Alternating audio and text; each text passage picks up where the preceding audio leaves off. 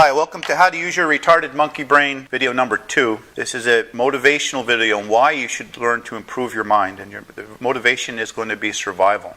As I stated in the introduction video, the future economy is going to consist mostly of brain jobs, engineers, authors, inventors, yada, yada, yada. In this video, I'll explain why and how that will impact you.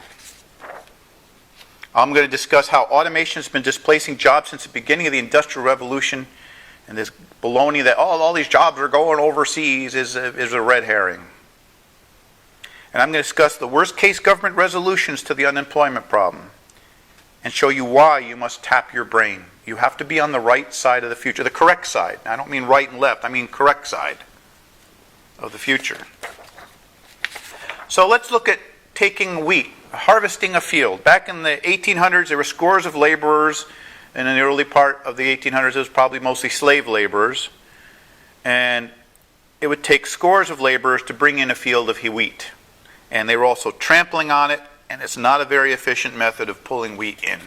And there's a lot of loss when done this way. So in the late 1800s, when the Industrial Revolution was taking over, a machine, a combine harvester pulled by horses now could pull in that same field of wheat with three laborers that are a little more experienced. Now they have to know how to operate this machine, a team of horses and a machine. And now they could take in the wheat a lot faster with a lot less loss and a lot less damage to the field. Today, you have a harvester that's driven by a diesel engine and one driver, and he could take in that same field in a matter of hours with even less loss and less damage to the field bed. And in the near future, which is closer than I probably know, these harvesters are going to be driven by GPS and a robot and completely eliminate the laborer altogether. So what technology has caused is more efficient crop harvesting and planting. Tremendously lowers the price of food. But it increases the demand for brain labor. You have more engineers, more mechanics, scientists, botanists, chemists, genetic engineers to produce more robust strains. More brain laborers, less skilled and less unskilled and semi-skilled laborers. And there's no going back. In 2002, Zimbabwe had 400 farms operated by white farmers. And this isn't about white or black. The key is that these farmers were using modern equipment and modern techniques. And because of that, Zimbabwe was considered the breadbasket of Africa. But because this machinery just had a lot of people unemployed, well, you get a charismatic leader and a lot of people unemployed. And this charismatic leader, I forgot his name now, basically convinced the rest of the people, you can go and kill all these people and take their land. And what did they do? They went to antiquated farming techniques. And because of these obsolete farming techniques, agricultural production collapsed, which led to economic collapse, which led to the inability to feed the masses. Okay, what happened was the price of 3 eggs rose to $100 billion Zimbabwe. And now the people that were going to make all this, we're going to take all their land, are now saying, well, gee, you know what, that was a mistake. And now they're asking some of the farmers to come back. And guess what? These farmers are like, I ain't going to make that mistake again. So automation displaces labor. Disgruntled, poorly educated people always look to blame others because they don't really know what else to do. A leader that inflames and focuses the mob can inspire them to commit great atrocities in the name of social justice. But instead of fixing their problems, these actions that they take only makes things worse. John Connor cannot save humans from their own stupidity. Who knew it could be so simple? Okay, and this is not the only example. You had, in the Great Depression, Hitler came to power promising that it's somebody else's problem, the Jews' problem, and we're going to go, and they did the same damn thing. Okay, it's not a white problem, a black problem, a German problem. This is humanity, people. We're a bunch of retarded monkeys. Okay, because the majority of the population is very poorly educated, and that's why we have such misery in this world. Let's look at some other examples of how automation is replacing labor. In the 1950s, you had a lot of longshoremen that would unload container or cargo ships. Only a couple decades later, now we have these automated container ship cranes. We're just a few crane operators, much more highly educated and trained than these guys. These guys are there just for their backs and their muscles. These guys, they just operate the crane, they pick up the load, drop it on a waiting train or a trailer bed, and off it goes. Eventually, these are going to be guys are going to be replaced by computers. They're robots. And you can read this. I gave this example in the introduction. This is an assembly line where these and it's a poor picture, I'm sorry, go off into almost to infinity, and there's like 3 or 5 guys in every car chassis doing their part of the assembly line.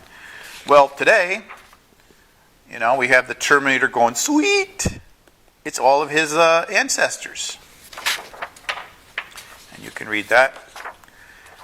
This is a Soviet photo from World War II showing that because the Soviets believed in the power of the people and didn't like much this capitalist crap, when they had to dig something, they just threw hundreds and thousands of people at it. As opposed to a couple 100 gallons of diesel and some tractors, which would do this a lot faster. Okay, but displacement is not limited to the unskilled. Cottage industries are wiped out in the first phase, like coopers, bakers, fletchers, cobblers. Secretaries are wiped out by computers. Typesetters wiped out by computer-controlled print machines. Typing pools, there's no such thing as a typing pool anymore. Now your computer printer can print out whatever you want. The engineers used to have their own secretary. Not anymore. There may be like one executive secretary that supports like 100 engineers at any company, but that executive secretary works for the boss, not for you. And so there was like for example, making a gun stock used to be something that used to take a very skilled craftsman to carve a gun stock out of a block of wood.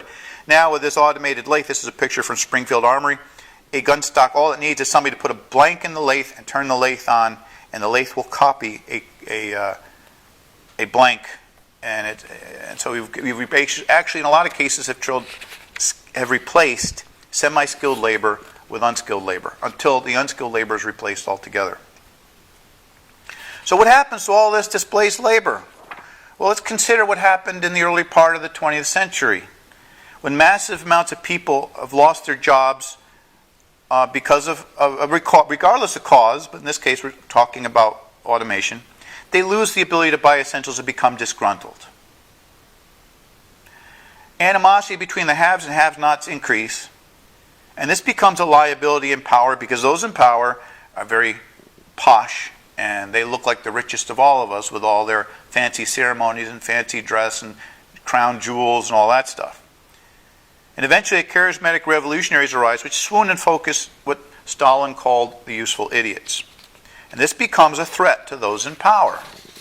So put yourself in their shoes. And I picked these things up so I wouldn't offend any country out there. Consider yourself a European aristocrat of the early 20th century.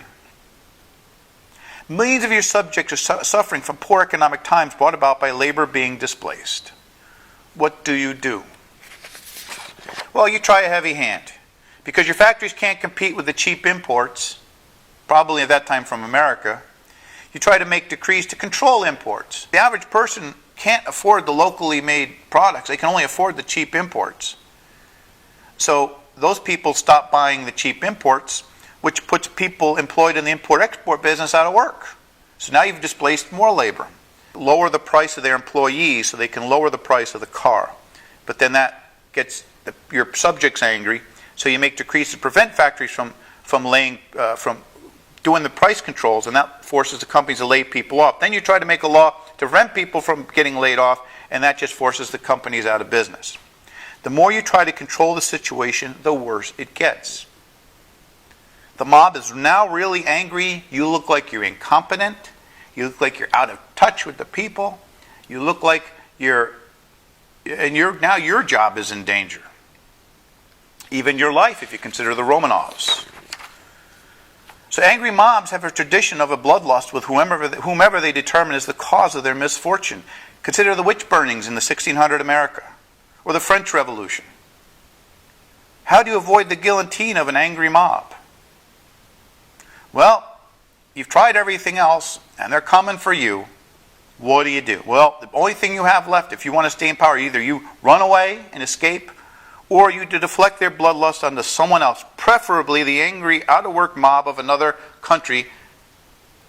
And that's what always happens. You look for an excuse to go to war. And when people are angry, and when people are uptight, when people are disgruntled, they are going to do something. Somebody, some wacko somewhere is going to do something that you can use as an excuse to say, hey, let's go to war. And in 1914, that excuse came when Archduke Ferdinand was assassinated. Everybody used this as an excuse to go to war. To me, my friends, this is a lame excuse. Why is it a lame excuse? Well, when Kennedy was assassinated by a communist sympathizer, as we're told, we didn't go to World War with the communists. When Martin Luther King was assassinated, we didn't have a race war. You look at any other assassination of a high personal, and you'll find that there was no reason to go to war, world war, over the life of one man. And so therefore, this Archduke Ferdinand thing, to my opinion, was a convenient excuse. And the severity of the economic problem is evidenced by the enthusiasm which all the countries jumped in. Like, oh, thank God we got a reason to take this angry mob and just divert their anger onto somebody else's angry mob. Okay? And this is the premise of Orwell's 84, is to keep your people constantly embroiled in war so they don't become a threat to you. And you can see this is the stuff, and once you have that excuse, then you have to gin up your people for war, so you come up with these, really propaganda signs. These propaganda signs probably wouldn't work on modern people because we are experiencing so many more stories of this. But back in the 1914s, people didn't really have much knowledge of the world, so this stuff they thought was, this stuff had more of an impact on them. So what was the result of World War I? 40 million KIA wounded in action, missing in action. And this does not include the collateral casualties, the civilians that were caught in crossfires and whatnot. And afterwards, the world experienced a war, and also there was a killer flu that killed 18 million more worldwide. That came about probably because of the poor sanitary conditions left in the wake of the war. But after you took care of all that excess population, you took all the useless eaters and you put a gun in their hand and sent them off into the machine guns of the opposing force. Well, once you got rid of all the excess labor, what did you have? You had the roaring 20s, a time of great prosperity. Then you had another technological boom, automobiles, radio, motion pictures, telephone, other labor, and then that led to the Great Depression. Now, I have a whole video on the Great Depression. There's a whole other aspect that occurred that I don't think the Wikipedia people say, well, it was demand-driven and loss in confidence, monetary theories say it's shrinking money supply. Neither makes sense to me. I'll show a simpler theory in a separate video. And we consider who are the hardest hit in the Great Depression. Again, it's the unskilled laborers and the small farmers. We begin to see the pattern. And what ended again the Great Depression, it was the excess labor and the excess production were consumed in conflagration. Afterwards came better times until the next wave. There's a movie called The Snowpiercer that highlights this system. And in this system, the poor people are at the back end of the train. Oh, in this movie, the world is a complete ice ball, and the remnants of humanity are on this one long train that's just driving around the countryside through the snowbanks and whatnot. But on this train is the entire ecosystem where the engine provides the heat and the warmth, and then they have hydroponics, and the wealthy people up front, and the poor people are in the back. Okay, and what it turns out is that the guy running the front, Ed Harris, he's kind of like God, and the guy that's in charge of the poor people, John Hurt,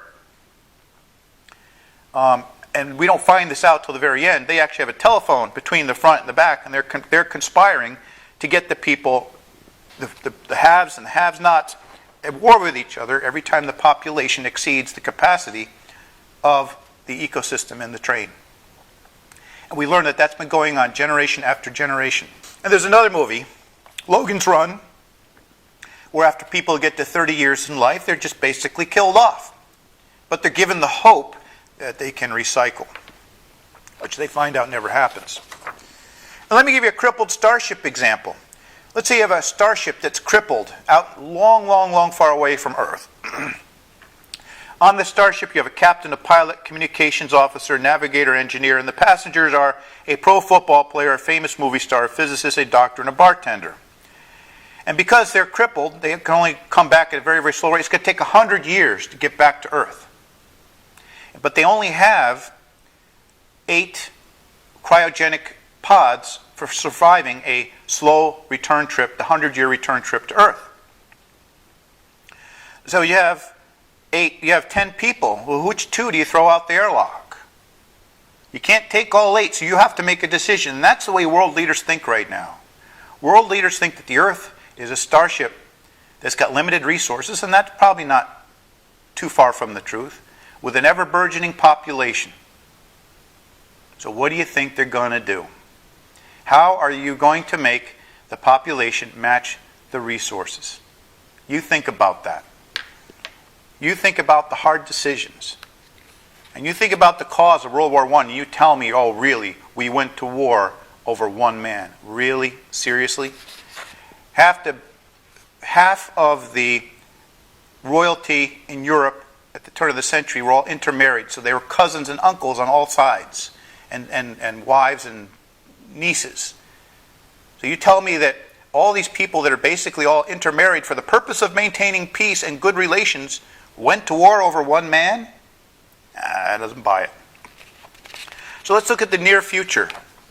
Today, labor displacement from automation took a temporary backseat to cheap labor from developing countries. This is a sweatshop in China. However, automation marches on through modern 3D printers.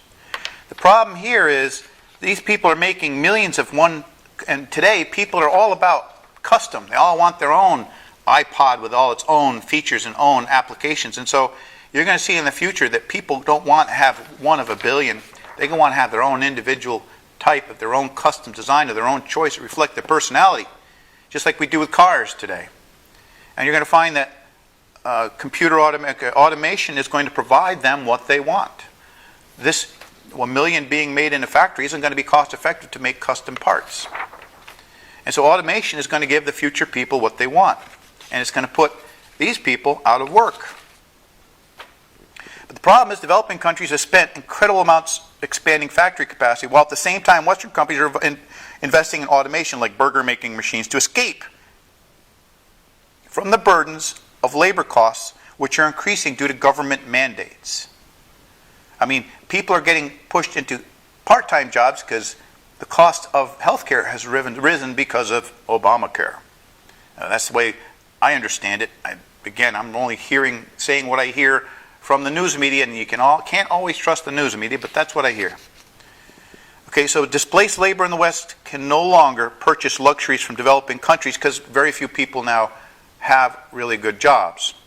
And the Cascade has begun. I haven't discussed what the Cascade is. When I get to the video about the Great Depression, I'm going to show a cascade occurred that was very interesting, where one thing led to the next, which led to the next, which made this one worse, which made this one, and it just went around in a vicious cycle. So worldwide, governments are resorting to extreme measures to prevent depression in order to avoid civil unrest. They have the same problem as in 1929. Abundance of cheap credit caused an overexpansion of factories and purchases of luxury. Now everyone is either broke or being cautious until things get better. Thus, very few can or will buy new things. And so, if you don't know, the factory production is down all over the place. Like prior to World War I, every country is hurting and will gladly join in. And right now, Russia and U.S. have been vilifying each other to condition their populations for war. We hear that Russia is saying that the United States is now a great threat to Russian security. Yeah, okay, really? I mean, really? These two countries, our country that had a Cold War for 50 years and we didn't really do much to each other. So all of a sudden now we're a threat to them? Really? Come on, people. So the typical cycles of the 20th century is we have technological boom, displacement of labor, and which also causes overcapacity in production. And then other industries, and also what happens with technology is other industries become obsolete, which is a further problem of pushing things, displacing. Then you have a depression because there's a lot more work, there's fewer jobs and the people that can handle them. That leads to civil unrest. And what the typical solution to civil unrest is war, and then we repeat the cycle over and over again. Now, the better cycles have occurred because sometimes a technology arises that doesn't displace jobs. There are certain technologies that we had never had before. So because we never had the technology before, there was nothing to displace, and all it did was create net new jobs, like computer gaming. We never had computer games before. Okay, and so computer gaming became a new industry. Television, telephone. There was no television before television, so nothing was displaced. You could say, well, maybe television displaced radio. It didn't really. Radio was still in its infancy when television came along, so all it did was just stop radio from growing too much, but it still grew. Telephone, there was no telephone before. People would say, well, telephone put mail out of... No, not really. Motion pictures, there was no moving pictures before. Internet blogs, genetic research, there was no genetic research before. Medical scanners. I mean, now you have an MRI, and that requires engineers and technicians and doctors experienced in reading such things. They're helping improve the medical of people. But all of these are creative or brain jobs. So if we can't avoid, even if we can't avoid war, technology will eventually displace a significant amount of non-brain labor. And like I said, jobs of the future are going to be jobs of the mind, engineers, architects, yada, yada, yada. And robots and automation will take care of the drudge work that humans really should not be doing. I'm sorry, but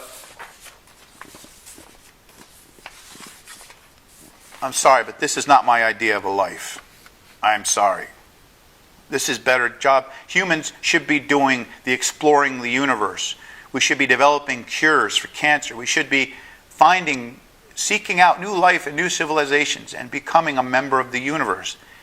This working as like a machine in a sweatshop is not my idea of an existence. Doing that for 60 years until you retire, are you kidding me? So you got engineers developing burger machines because of government regulations, it's becoming too expensive to pay a person to make burgers. So a machine is going to replace. In the future, if Gene Roddenberry gets his way, you're just going to talk into a machine and it's going to be made right there instantly, whatever you want, custom. Not from a factory. It'll be, well, if you want to call something that's replicated from nothing fresh, at least your French fries aren't going to be stale from being sitting on the, the French fry heating plate for a couple hours, or your coffee isn't going to be an old coffee that's from a pot that's 2 hours old and tastes stale, So in the conclusion, future jobs will be creative thinking jobs. Engineers, scientists, mathematics, art, architecture, authors, whatever. And your future happiness and survival depends on the power of your brain. Don't be a useless eater or a Starship security person, the guys in the red shirt. And this is the Calvin and Hobbes cartoon that I showed you before. You can read it. Thank you. My name's Robert Distinti. If you could donate, go to my website. There's a donate button. And my website's woefully out of date. I have to get up to it. And I hope you enjoyed this. Let me know if you want me to continue this series. I have a lot of interesting things to say. We're not going to get depressing anymore about where I see humanity go. Instead, I'm going to show you how to improve your mind, at least the techniques I've developed for me. If you're interested, let me know, and I'll keep on going with this series. Thank you.